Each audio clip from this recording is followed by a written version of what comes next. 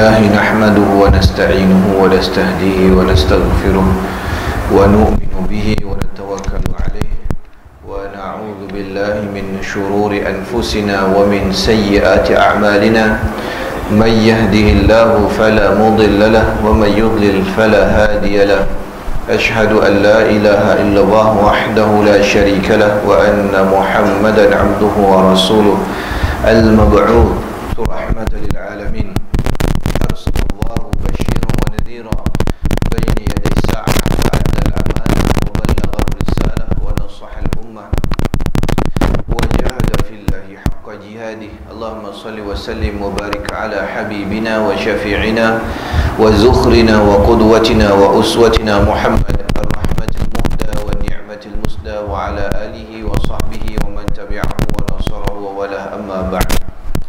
Yang dihormati Tuan Imam, Tuan Bilal, pengerusi dan jawatan kuasa surau, tuan-tuan haji, muslimin yang dirahmati oleh Allah Subhanahu wa taala sekalian. Alhamdulillah, tujuh syukur pada Allah Subhanahu wa taala kerana pada malam ini Allah Subhanahu wa taala mengizinkan kita untuk kita bersama dan kita menyambung pembacaan kitab Bidayah wan Nihayah karangan Al-Hafiz Al-Imam Ibnu Katsir rahimahullah. Dan pada malam ni kita akan tengok hadis-hadis yang Al-Imam Ibnu Katsir rahimahullah letakkan di bawah tajuk perpecahan umat. Baik.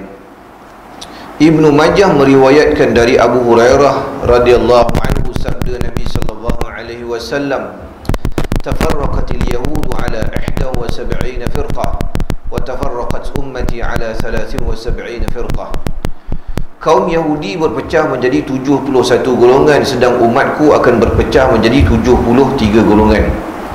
Lagi hadis riwayat Ibnu Majah, kali ini daripada Auf bin Malik radhiyallahu anhu, sabda Rasulullah sallallahu alaihi wasallam, "Iftaraqatil yahudu ala 71 firqah, fawahidatun fil jannah wa 70 fil nar.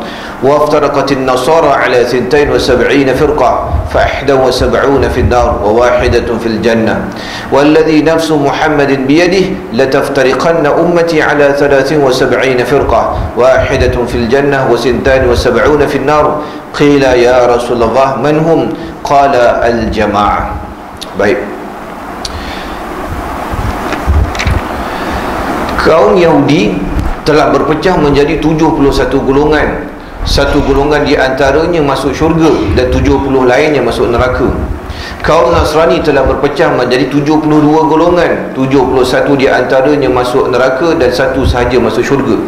Demi Allah yang menggenggam jiwaku, sesungguhnya umatku benar-benar akan berpecah menjadi 73 golongan. Satu golongan di antaranya masuk syurga dan 72 lain masuk neraka.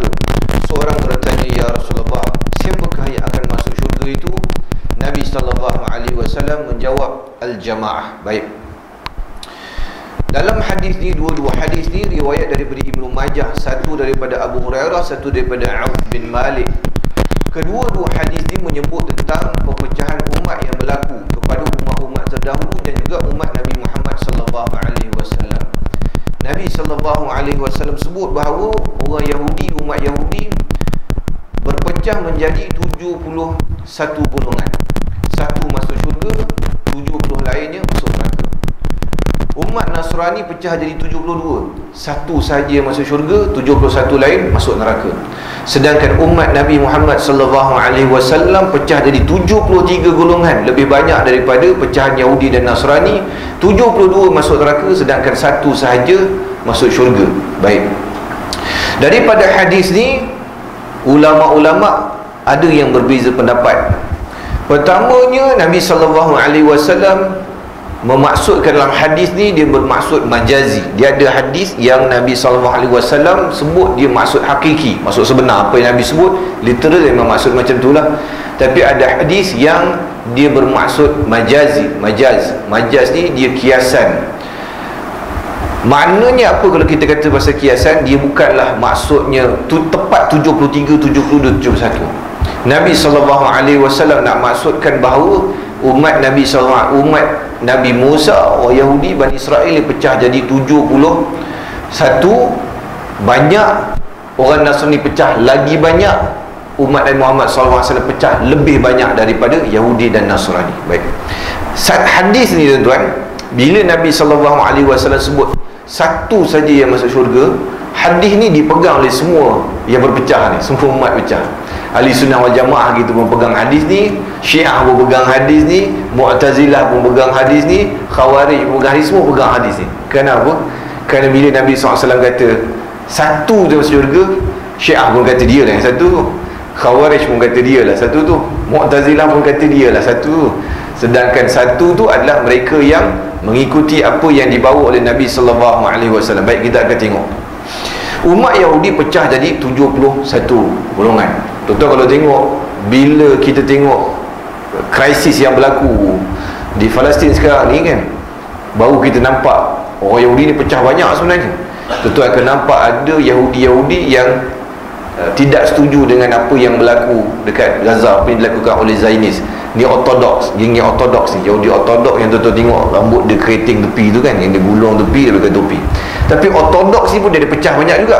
Ada ortodoks yang menyokong Zionis, ada ortodoks yang betul-betul mereka kata mereka ikut ajaran asal kitab Taurat dan kitab Talmud, mereka menentang Zionis.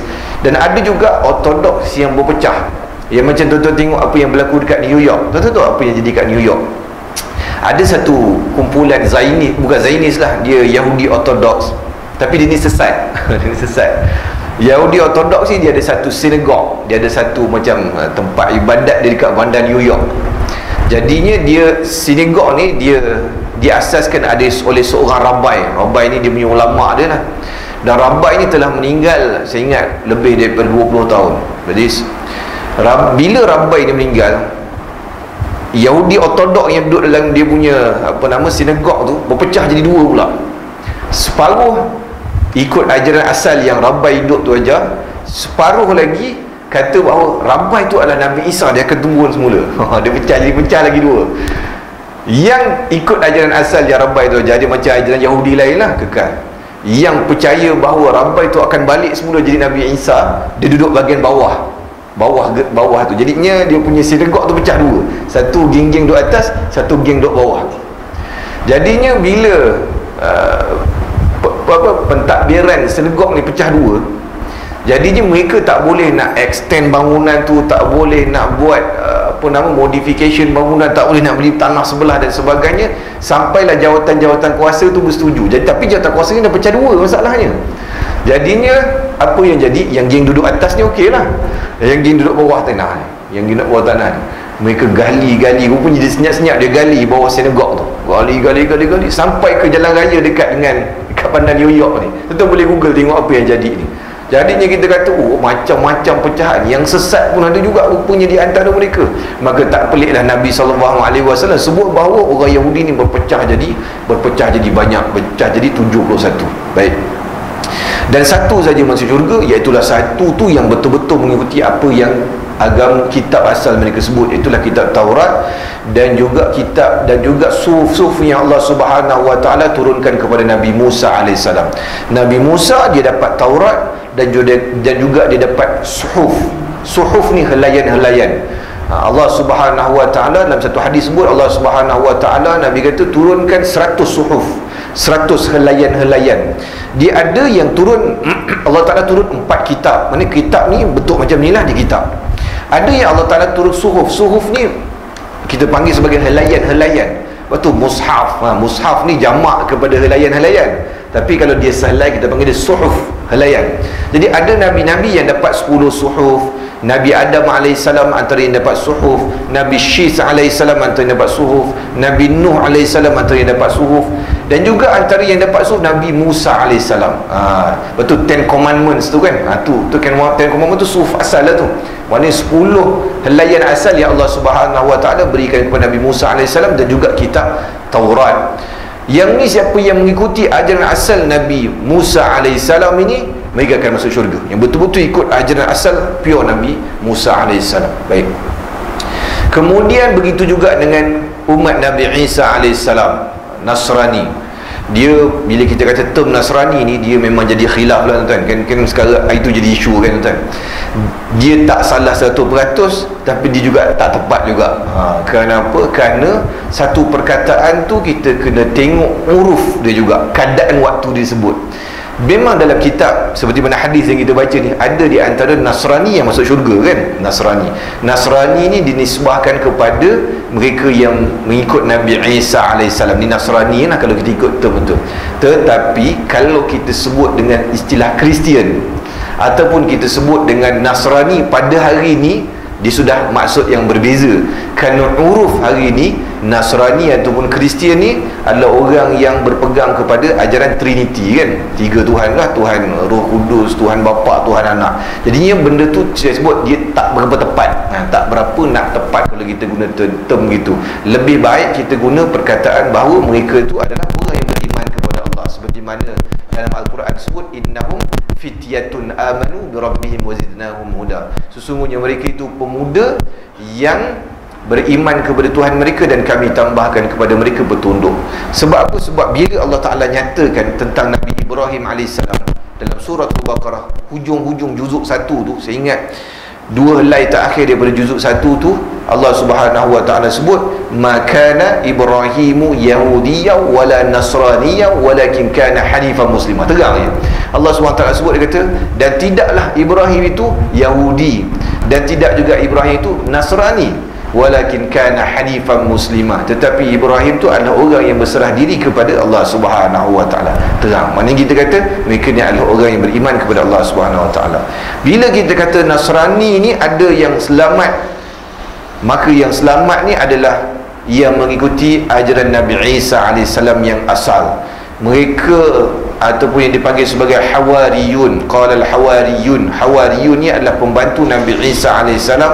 Mereka ni tadi yang betul-betul ikut ajaran Nabi Isa AS, tidak menyeleweng, maka mereka ini akan masuk syurga Allah Subhanahu wa Ta'ala dengan syarat mereka ini diterima ni sebelum kedatangan Nabi Muhammad SAW.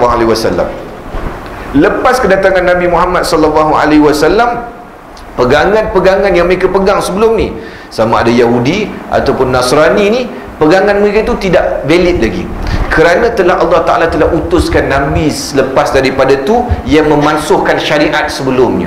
Maksudnya ahli kitab yang ada Yahudi dan Nasrani, selepas diutuskan Nabi SAW, iman mereka ni tidak ada iktiraf lagi. Kenapa? Kerana syariat mereka tu telah terbatal sebab didatangkan Nabi Muhammad SAW yang memansuhkan syariat sebelum daripada tu. Jadi ini kita kena faham. Maka yang kita kata mereka yang selamat ni adalah mereka yang betul-betul hidup dan berpegang kepada syariat asal Nabi Musa dan juga Nabi Isa AS, dan juga sebelum kedatangan Nabi Muhammad SAW. Sebab tu kalau tuan-tuan baca kisah Salmanul Farisi, Salmanul Farisi ni adalah sahabat yang asalnya belajar daripada ahli kitab. Kita pernah sebut tu kita kisah sini, Salmanul Farisi kan. Salmanul Farisi belajar dan asal orang, merupakan asal orang Majusi, menyembah api. Tapi akhirnya Allah Subhanahu wa Ta'ala tunjukkan dia jalan, dan hati dia memang nak mencari kebenaran, kerana dia kata ajaran ayah dia ni, Majusi yang ayah dia pegang ni, kampung dia pegang, dia kata boring lah, dia kata main sembah api macam tu je, tak ada apa. Tapi bila dia tengok orang Nasrani ni ada baca kitab, ada amalan-amalan, dia kata yang ni lagi best daripada yang bapak aku pegang. Akhirnya dia belajar agama Nasrani. Salmanul Farisi tinggalkan ayah dia, panjang cerita dia tuan-tuan. Dia pergi dekat gereja tersebut, dia pun tanya mana aku nak belajar agama ni. Dia pergi ke Syam, sampai ke Syam belajar dengan 2 orang guru, pergi ke Basrah Iraq pula, kemudian pergi ke Amuriyah, kemudian dia pergi ke Amuriyah, kemudian dia pergi ke, saya tak ingat apa lagi, sampailah ke 5 tempat. 5 guru dia belajar agama Nasrani ni. Guru yang kelima bila dah nak mati, dia tanya, bila kau mati, dekat mana yang aku nak kena sambung belajar agama Nasrani ni? Kerana pada zaman tu agama Nasrani dah mula kacau bilau dah, dah mula orang campur aduk, berubah macam-macam. Akhirnya guru dia kata, dulu belajar agama Nasrani sampai kena recommendation. Mana guru kata, kau nak belajar, kau kena belajar dengan dia ni, yang ni betul sahih, yang lain aku tak berani kata. Itu yang Salmanul Farisi belajar daripada satu guru ke satu guru, satu guru ke satu guru, sampai guru yang terakhir nak mati tu, dia tanya kepada guru dia, sekarang ni aku nak belajar agama Nasrani daripada siapa? Maka guru dia kata, kalau ikut dalam kitab aku, sekarang ni dah dekat Nabi akhir zaman muncul. Sebab guru dia betul-betul berpegang dengan Nabi akhir zaman dalam kitab dia. Jadi dia kata, kalau ikutkan time aku ni, tak lama lagi orang yang mengaku Nabi akhir zaman ni, dia akan pergi dekat kawasan di antara dua bukit yang penuhi dengan ladang kurma, iaitu dalam Madinatul Munawwarah. Itu yang Salman Al-Farisi pada waktu tersebut dia dah ada duit sikit lah, dia ada duit, dia ada binatang. Ada pula dekat Syam pada ketika itu rombongan daripada Quraisy Mekah niaga kat Syam. Jadi dia kata, boleh tak bawa aku pergi dekat tempat engkau, aku bagi semua binatang ternak aku kat engkau. Maka sebab dulu bukan boleh travel suka-suka hati. Kalau salah travel seorang-seorang, kena lalu kat padang pasir, kena rompak, kena samun, kena bunuh. Jadi kena ikut rombongan-rombongan niaga ni. Pergi pula, tumpang pula golongan musyrikin Mekah punya rombongan, kena jual tengah jalan. Kena jual tengah jalan. Tapi Allah Ta'ala nak aturkan memang tu, yang beli tu pula Yahudi tu pula asal Madinah. Akhirnya sampai Salman Al-Farisi dekat Madinah. Sampai dekat Madinah tu Munawwarah, dia kerja dekat ladang kurma dekat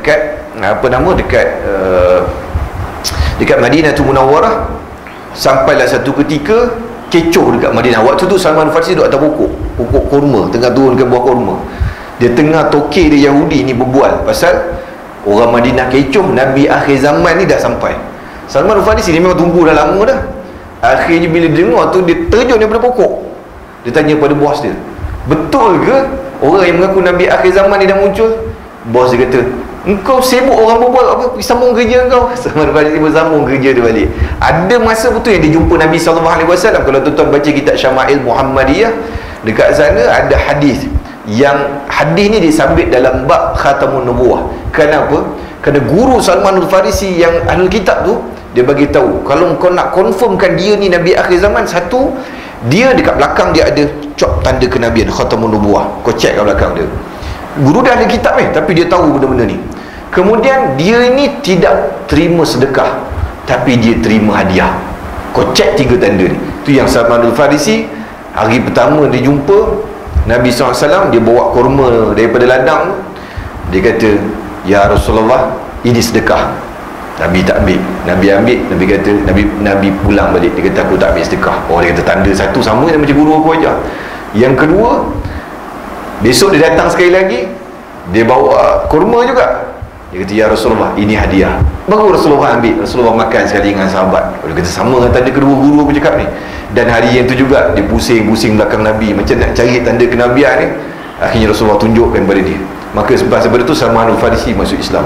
Kita nak ceritanya, zaman tu ada ahli kitab yang betul, yang mengajar Salman Al-Farisi ni. Salman Al-Farisi ditunjukkan jalan, akhirnya bertemu dengan Nabi SAW. Geng-geng ni, mereka ni masuk syurga kerana mereka beriman dengan agama yang asal yang dibawa oleh Nabi Isa AS. Yang mereka ni, kalau mereka sempat bertemu dengan Nabi SAW, nescaya mereka akan beriman kepada Nabi SAW. Ni satu yang selamat. Baik. Kemudian kita kata bahawa orang-orang Kristian juga berpecah banyak. Samalah kita pun tengok orang Kristian ni berpecah banyak, dan lagi teruk hari ni mereka meninggalkan ajaran Kristian. Orang Kristian berpecah banyak, termasuk juga kitab-kitab mereka pun berpecah banyak juga. Daripada asal kitab Injil yang diturunkan oleh Allah Subhanahu Wa Taala, akhirnya berlaku perubahan yang banyak, menyebabkan sebelum kelahiran Nabi SAW pernah diadakan pertemuan di Kepulauan Cyprus. Kepulauan Cyprus waktu tu, zaman tu diperintah oleh Rom. Rom kan ketua agama Kristian pada waktu tersebut, agama Nasrani. Jadi dia panggil semua pembesar-pembesar agama Kristian berkumpul dekat Kepulauan Cyprus. Sebab apa? Sebab nak buat satu convention, kita nak pilih 4 je yang boleh pakai Bible ni. Sebab apa? Bible waktu tu dah terlalu banyak sangat versi. Jadi pilih 4 saja. Maka pada ketika itu mereka pilih bahawa Bible yang boleh pakai ada 4. Injil, Yohana, Markus, Luke, Matthew. 4 ni boleh pakai, 4 version ni. Selain daripada 4 version tu mereka tolak. Termasuk juga Injil Barnabas mereka tolak. Injil Barnabas ni tuan-tuan, kalau tuan-tuan pergi kedai-kedai kitab kita orang Islam, ada jual Injil Barnabas ni. Kalau tuan-tuan pergi kedai kitab dekat Kelantan lah, dekat Jaafar Awas Kelantan tu, semua tu ada kitab Injil Barnabas tu ada. Saya belajar, saya buat PhD bidang tafsir Bilik profesor saya tu ada Injil Barnabas, bukan satu Injil, banyak Injil dia ada, 3-4 Injil. Dia tunjuk ni Kings punya version, ni Barnabas dia tunjuk kepada saya Bible ni. Sebab apa? Sebab Injil Barnabas ni Injil yang dalamnya disebut tentang akan datang Nabi SAW, nama Muhammad, akan datang Nabi akhir zaman, nama Muhammad. Nama Ahmad ataupun nama Muhammad dalam Bible sebut. Tapi orang Kristian dia tolak Bible ni. Dia kata Bible ni ditulis oleh umat Islam, sedangkan Bible ni dah ada sebelum daripada diutuskan Nabi Muhammad SAW lagi. Bible ni asal bahasa apa? Dia bahasa apa? Dia bahasa Aramaic, Aramaic, Aramaic. Ni bahasa asal. Ada tak lagi penutur Aramaic ni? Ada dekat kawasan terpencil Syria. Syria ni dia ada satu komuniti kecil orang Kristian. Mereka ni masih berkata-kata dalam bahasa Aramaic lagi. Ni bahasa purba, tuan. Tak banyak bahasa purba yang survive dalam satu masa, tuan. Kita ni pun bahasa Melayu kita ni dah bertukar banyak dah ni. Tuan-tuan tak percaya?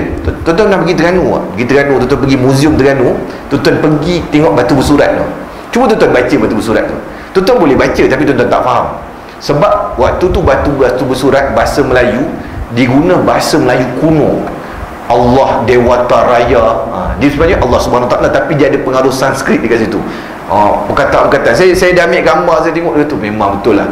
Ini waktu betul-betul Islam tu baru datang. Ketika tu kita masih lagi dalam pengaruh Hindu, menyebabkan bahasa kita pun bahasa.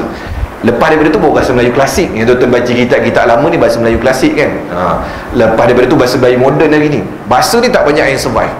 Ketika orang terjemah kitab Bible ni asal, maka berlaku penyelewengan dekat situ. Tu yang Allah Ta'ala sebut, fawailul lillazina yaktubuna alkitaba biaidihim thumma yaqulun hadha min indillah. Celakalah tangan-tangan mereka yang yaktubuna alkitaba biaidihim, tulis kitab Bible ni dengan tangan mereka, thumma yaqulun hadha min indillah. Dia kata, kemudian dia kata ini daripada Allah Subhanahu Wa Ta'ala, sedangkan tu mereka ubah suai. Banyaklah berlaku penyelewengan. Bila berlaku penyelewengan, maka agama mereka pun terpecah banyak. Kita dekat sini mungkin tuan-tuan tak nampak Kristian tu berbeza. Cuba tuan-tuan pergi Sabah Sarawak. Tuan-tuan pergi Sabah Sarawak kan, tuan-tuan akan dapati bahawa gereja banyak, tapi banyak mazhab rupanya. Anglican, Protestan, Katolik, banyak benda-benda yang tak pernah dengar dekat sini, dia ada dekat sebelah sana. Saya pun ada seorang kawan saya, dia mu'allaf, dia masuk Islam, dia pergi umrah dengan saya baru ni. Jadi bila malam antara maghrib isyak, saya lepak dengan dia dekat masjid, dekat dalam Masjid Nabawi tu, sembang dengan dia, ceritalah, tanya dia dulu dia ni Kristian apa semua. Dia cerita dia ni memang Kristian, tapi dia tak tahu apa-apa pasal agama Kristian. Saya kata, kenapa pula? Kau kan orang Sarawak kan? Dia kata macam ni, dia kata dia Kristian sebab mak ayah dia Kristian. Okay. Kemudian cerai, bapak dia larikan diri pergi Europe, kemudian dia duduk dengan mak dia. Kemudian dia pula, dia kata mak dia ni agama Kristian ini, mazhab dia tak sama macam orang lain. Jadinya nak tumpangkan jiran pun tak boleh, jiran tu mazhab lain. Jadi dia kata ada sekali tu dia pergi ikut jiran dia pun bawa lah juga pergi gereja. Tapi sampai gereja tu, kau tak boleh buat ni, kau tak boleh buat ni, kau tak boleh, sebab kau mazhab lain. Dia kata payah pula macam tu. Betul, dia kata akhirnya dia kata walaupun aku Kristian tapi aku tak tahu apa-apa pasal agama Kristian. Akhirnya dia masuk Islam, Allah Subhanahu Wa Ta'ala bagi hidayah kepada dia. Alhamdulillah. Dia kata tu, kita nak kata rupanya bila dengar cerita ni, macam-macam rupanya bersih agama Kristian ni. Maka seperti mana Nabi SAW sebut, betul lah orang Kristian ni dia pun berpecah, jadi pecahan yang banyak juga. Dan yang terakhir, umat Nabi Muhammad SAW, kita pun tahulah umat Nabi SAW ni berpecah lagi banyak kan. Berpecah tu kadang satu pecahan tu dia ada pecahan lagi. Contoh kita kata ada pecahan-pecahan Sufi yang, contoh kita kata kita ambil mudah tarikat Naqsyabandi, banyak pecahan Naqsyabandi kan, pecah lagi. Ada yang betul tapi ada yang sesat dari kalangan mereka, yang buat satu benda yang baru, dia macam inilah, dia macam parti politik kat tuan. Orang ni asal parti ni, bila nak dapat jawatan dia buka parti lain. Jadi kita kata dia buka parti lain juga. Macam tu juga kumpulan-kumpulan jemaah ni. Jadi bila Tok Guru meninggal, orang lain yang jadi pemimpin, dia kata nak kena buat jemaah baru. Dia pun pecah lagi jemaah.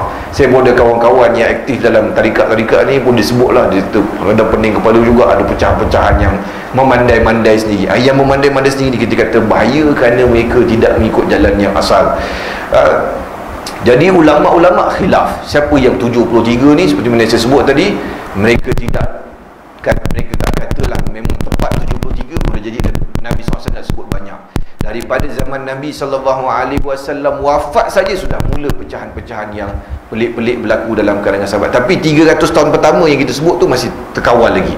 300 tahun pertama tu cuma muncul Syiah, cuma muncul Khawarij, dia hanya pecah beberapa lagi. Tapi lepas daripada tu dia muncul pecahan-pecahan yang pelik-pelik, tuan-tuan.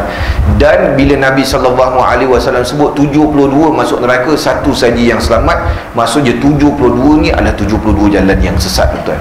Waktu kita kata hati-hati ya, kita takut. Kerana kalau kita tengok kebarangkalian, kalau tuan-tuan kata 72 sesat, satu selamat, mana kebarangkalian kita pergi? Nampak macam 72 tu lagi senang pergi sebab banyak sangat sesat kan. Nak pilih satu jalan yang betul ni bukan jalan yang mudah. Sebab tu kita doa minta kepada Allah Subhanahu wa taala, ihdinas siratal mustaqim. Ya Allah, tunjukkanlah kami jalan yang lurus supaya kami tak tersalah jalan, supaya kami tak tersilap jalan dan tidak dipermainkan oleh syaitan. Ni kita kata benda yang sangat merisaukan kita. Dan cara nak paling selamat sekali adalah kita mengikut apa yang ditinggalkan oleh Nabi SAW tu. Sebab apa? Sebab Nabi dah sebut dah, taraktu fikum amrain lan tadillu ma in tamassaktum bihima kitabullahi wa sunnati. Aku tinggalkan pada kamu dua perkara, lan tadillu ma in tamassaktum bihima. Kalau kita belajar bahasa Arab tu, perkataan lan tu, tidak, kamu takkan selama-lamanya sesat selagi kamu pegang kepada dua benda ni, iaitulah kitabullah wa sunnati. Ikut kitab Allah dan sunnah Nabi SAW. Selagi dalam landasan tu, kita tidak akan sesat. Cuma kita orang awam nak ambil daripada Quran dengan hadis direct ni bukan kemampuan kita lah. Kita ikut jalan ulama, apa yang ulama telah susun. Sebab itulah sahabat-sahabat tanya, ya Rasulullah, manhum, siapa yang selamat? Nabi kata al-jamaah. Nabi kata mereka yang bersama dengan jamaah. Kenapa? Kerana umat tidak akan tersesat dengan beramai-ramai. Ulama-ulama ni mereka tidak akan sepakat dalam menyesatkan umat. Bila kita kata al-jamaah, sebab itulah ada ulama-ulama menafsirkan ahlus sunnah wal jamaah. Kenapa ahlus sunnah wal jamaah? Kerana kita yang mengikuti sunnah Nabi SAW. Ahlus sunnah wal jamaah ni akidah, tetapi syariah, fiqah dia ada empat yang berbeza itulah. Hanafi, Hanbali, Syafi'i, Maliki, ni empat ni berbeza. Terpulang kita ambil daripada mana pun yang kita, bukan kita selesa lah. Maknanya kalau kita dekat Malaysia ni, yang mengajar ni mazhab Syafi'i, ikut mazhab Syafi'i lah. Tapi kalau tuan-tuan mungkin dulu dia kata, ustaz saya dulu belajar kat Pakistan, saya mau mahir mazhab Hanbali, silakanlah, memang tuan-tuan mahir mazhab Hanbali. Tapi kita yang dekat Malaysia ni mazhab Syafi'i, ikut mazhab Syafi'i lah. Empat yang ni diterima, diterima, dan kita tidak akan sesat. Dia maksudnya bila ulama-ulama sepakat benda ni, ataupun ada khilaf ulama tapi dia masih dalam kerangka. Khilaf ni kita tak boleh kira dia sebagai maksiat. Kerana apa? Kerana khilaf ni ada sebagian ulama terima, ada sebagian tolak. Jadi kita kata dia khilaf dia ke maksiat, kita boleh buat, tidak ada masalah. Cuma keluar daripada khilaf tu adalah lebih afdal lagi, lebih baik kita keluar daripada perkara khilaf. Jadinya bila kita bersama dengan jemaah, kita selamat. Bila kita selamat ni tuan-tuan, contoh seperti mana saya sebut dalam kuliah lepas, orang ni kalau dia bersama dengan jemaah, insya-Allah dia akan selamat, dia tidak akan tersesat. Tapi kalau dia seorang diri, tak bercampur dengan orang, duduk main Facebook, tengok dengar kuliah pun online, main Google di sana sini, yang ni potensi sesat dia tinggi lah. Akhirnya dia mula dapat guru yang pelik-pelik. Itu yang kata, akhirnya dia kata apa, yang ramai ni ilmu kulit semua. Dia kata aku ilmu isi je tu. Korang ni semayang zahir, aku tak payah semayang kerana aku dah tahu ilmu batin. Ni batiniah yang pelik-pelik ni banyak tuan, banyak kan. Banyak dah cerita ni, banyak macam-macam. Baca Quran tafsir ikut diri sendiri, ada tafsir hukum ikut diri sendiri tanpa ikut disiplin. Bukan senang tuan, kita nak menafsir Quran dia ada pecahan-pecahan ilmu dia yang kita kena mahir, bukan satu benda yang mudah. Dan bila kita kata pecahan banyak ni, pecah banyak pun tuan. Syiah pun pecah banyak kan. Kita kata Syiah tu pecahan daripada 72 ni lah kan, 73. Syiah tu sendiri pecah banyak juga. Ada Imamiyah, ada Zaidiyah, ada Ismailiyah, ada Alawiyah, pecah. Ada macam-macam pecahan dia. Dan setiap satu ni ada pegangan-pegangan dia yang berbeza. Begitulah saya sebut tadi, jemaah-jemaah yang lain. Jadi cara nak selamat adalah kita bersama dengan jemaah dan kita ikut apa yang Nabi SAW tinggalkan kepada kita, dan kita ikut apa yang ada dalam kitabullah wa sunnati. Dia benda ni adalah di dalam masalah akidah. yang kita kena hati-hati ni. Dalam masalah-masalah lain ni, khilafiyah yang lain-lain ni, kita kata tidak ada masalah lah. Contohlah kita kata seperti mana yang berlaku dalam masyarakat kita lah kan, yang ni kata boleh, ni tak boleh, itu khilafiyah yang biasa. Itu pun ada berbeza pendapat dalam kalangan ulama'. Jadi selagi ada perbezaan pendapat, kita kata tak apalah. Yang kita kena jaga ni, jangan sampai bab akidah kita. Akidah ni bahaya. Takut akidah kita ni menyeleweng daripada apa yang Nabi SAW dan juga apa yang Allah SWT sebut dalam Al-Quran Al-Karim. Jangan sampai kita kona jalan. Tu yang kita risau tu. Kerana akidah yang betul dia akan diterima oleh Allah SWT, dan amal kita akan diterima. Tapi kalau akidah kita sesat, semuanya tidak terima. Akidah pun tidak terima, amalan kita pun tidak terima oleh Allah SWT. Itu yang penting, kita belajar akidah. Bab khilaf ni kita kena kita kena tolak tepi kadang-kadang. Kita kena belajar melapang dada. Tapi benda tu mesti khilaf lah.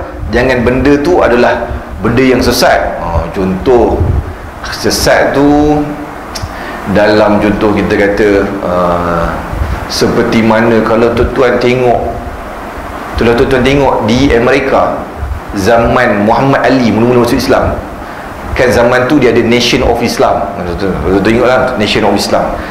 Nation of Islam tu dia punya bos je nama Muhammad apa, tak ingat apa, siapa dia, Muhammad apa saya tak ingat. Jadi mula-mula tu kan kita tengok, kita ingat bagus lah komuniti black ni, memang dia ada duit banyak, so ikut Islam, masjid Islam. Tapi kita pelik, kenapa dia tak panggil masjid tu sebagai masjid, dia panggil temple. Dia panggil temple number 1, temple number 2, temple number 5. Kemudian bila saya tengok balik dokumentari, patutlah bila Muhammad Ali tahun 70-an dia pergi haji dengan umrah, dia start pergi Mekah, dia kata dia baru dia jumpa Islam yang betul. Saya kata kenapa dia kata macam tu? Rupanya dulu masa dia masuk Nation of Islam yang awal tu cuba study balik ni. Rupanya bila dia mengucap aku bersaksi bahawa dia Tuhan kecuali Allah dan Muhammad tu Rasulullah, bukan Nabi Muhammad tu, dia punya bos tu Muhammad tu dia Rasulullah. Sampai sekarang masih ada lagi pengikut Nation of Islam tu. Kalau tuan-tuan tengok mereka ni yang tak faham Islam, itu pun pecahan yang menyesatkan lah. Yang tu bahayanya tu. Yang tu yang kita kata akidah mereka adalah akidah yang tidak diterima.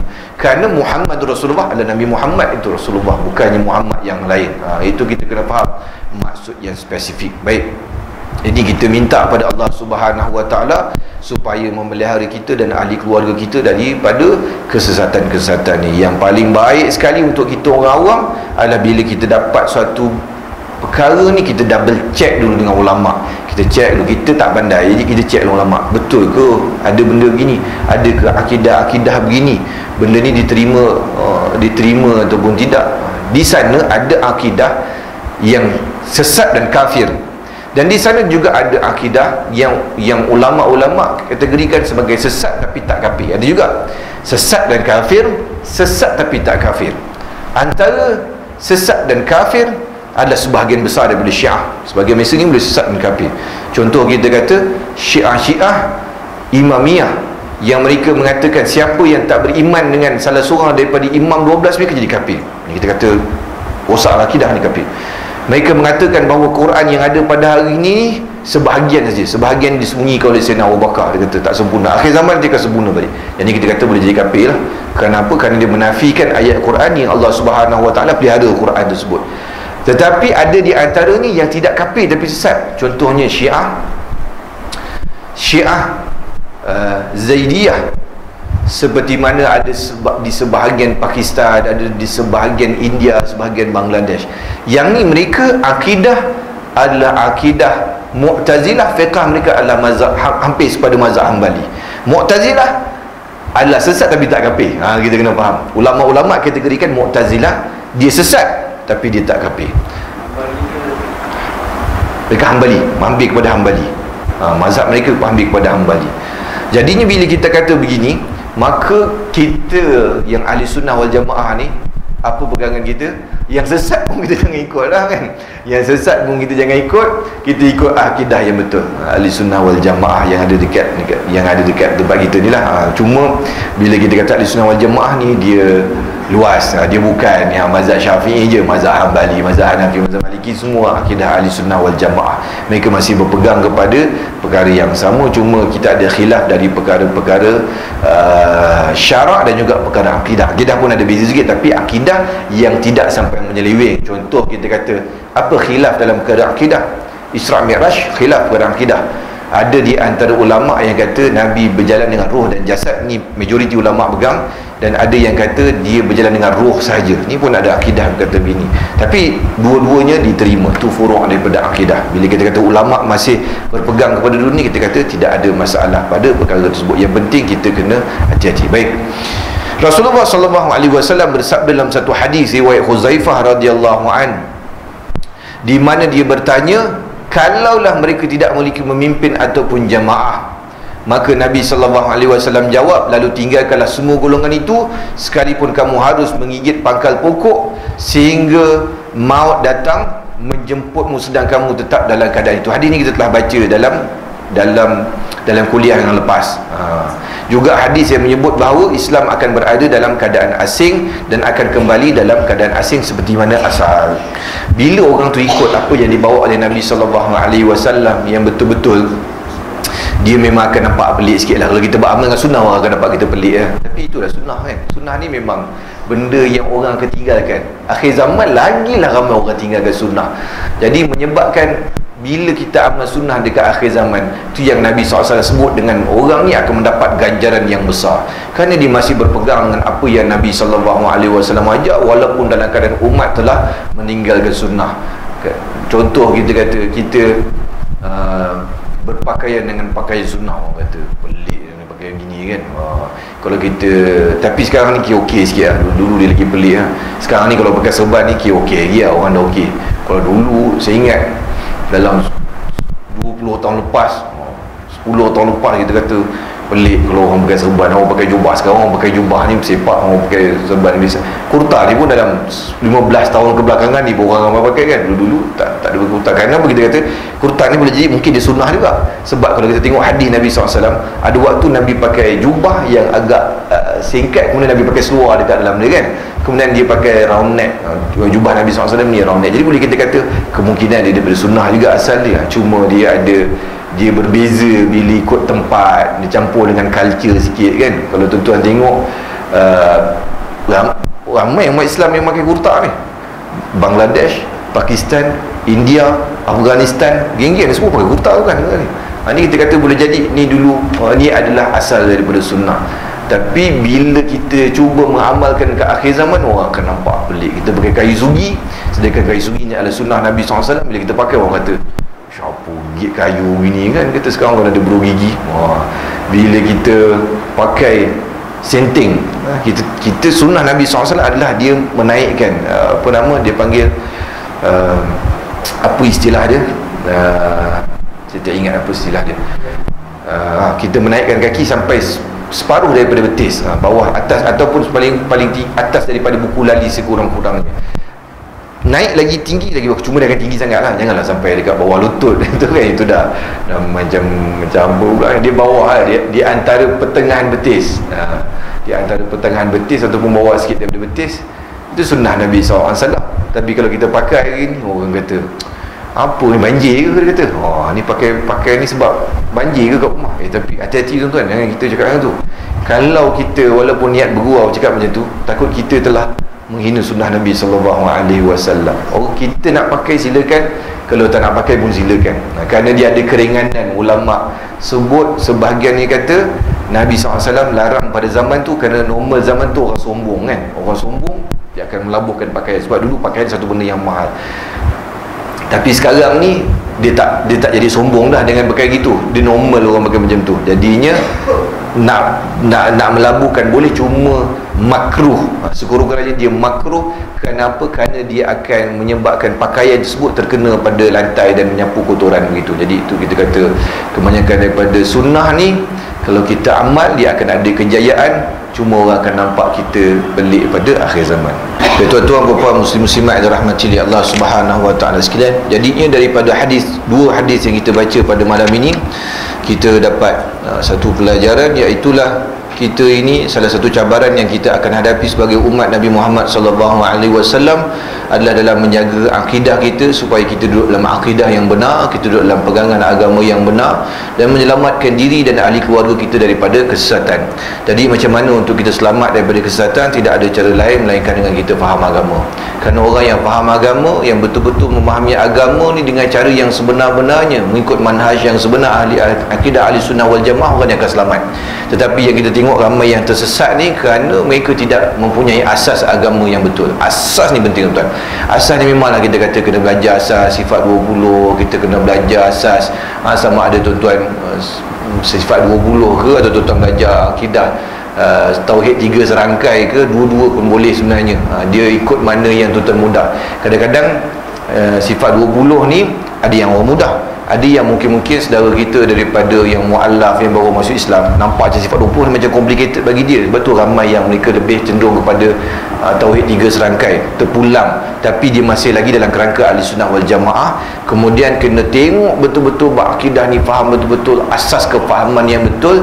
Maka orang ni kalau datang macam mana sekalipun, insya-Allah dia akan selamat, kerana dia ada foundation yang betul. Dia faham batasan iman, kufur, syirik, benda yang sunnah, benda yang dibawa oleh Nabi SAW, benda yang tidak dibawa oleh Nabi SAW, benda-benda yang khilaf, benda-benda dia asas, okey.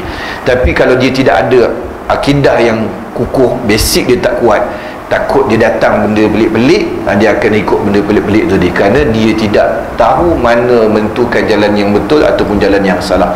Sebab itulah Allah Subhanahu Wa Taala mengumpamakan orang yang berilmu dengan orang yang tidak berilmu ni seperti mana orang yang buta dengan orang yang celik. Orang yang celik ni adalah orang yang berilmu, dia nampak jalan yang betul, mana jalan yang salah. Tapi orang yang tidak ada ilmu ni seperti orang yang buta, dia teraba-raba jalan, akhirnya dia pergi ke jalan yang salah. Sebab tu tuan-tuan, kita yang pentingnya, kita ni yang duduk dekat surau ni, insya-Allah kita ni okey lah tuan-tuan, sebab kita ni dah melazimi majlis ilmu. Kita risau anak-anak kita ni tuan-tuan, kerana seperti mana yang mungkin saya pernah sebut kat sini, banyak daripada ajaran-ajaran sesat ni dia target budak-budak universiti. Budak-budak universiti, dia nampak dia rekrut daripada universiti. Akhirnya kalau budak-budak ni tidak ada asas agama yang kuat, kita takut mereka ikut. Dan lebih baik kita ajar mereka asas dulu sebelum kita lepaskan mereka, kerana kita tak ada 24 jam dengan mereka tuan-tuan. Kita waktu sekolah, waktu depan mata kita bolehlah jaga, tapi sampai satu masa nanti mereka akan masuk universiti, mereka akan kerja, dia dah dulu di luar kawalan kita dah.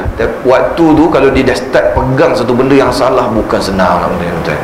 Lebih baik kita tapis dia dulu sebelum dia start pegang. Bila orang ajaran sesat tuan-tuan, kita nak betul ke akidah dia bukan senang tuan. Masuk sebab tu ada pusat pemulihan akidah, sebab dia nak betulkan balik ni, nak bagi dia clear balik benda yang betul, benda yang salah ni bukan satu benda yang mudah. Dia dah pegang, dia dah taksub pada satu benda, payah tuan-tuan. Jadi kita kena jagalah diri kita dan ahli keluarga kita, sebab kita kalau boleh matlamat hujung kita adalah masuk syurga bersama-sama dengan ahli keluarga kita. Atas dunia kita boleh makan bersama, berjalan bersama dengan ahli keluarga, tidur bersama, raya sambut bersama, tapi kita takut ada di antara anak-anak dan cucu kita ni, dia berpegang dengan akidah yang salah. Kita takut dia termasuk dalam 72 yang Nabi SAW sebut sebagai mereka yang akan masuk dalam neraka Allah Subhanahu Wa Taala. Wallahu a'lam. Mudah-mudahan Allah Subhanahu Wa Taala memelihara kita semua dan ahli keluarga kita daripada akidah yang sesat. Saya mohon maaf jika ada salah silap dan sebagainya. InsyaAllah pada bulan hadapan kita akan sambung kuliah kita lagi. Aqulu qawli hadza wa astaghfirullahal azim li wa lakum. Wassalamualaikum warahmatullahi wabarakatuh.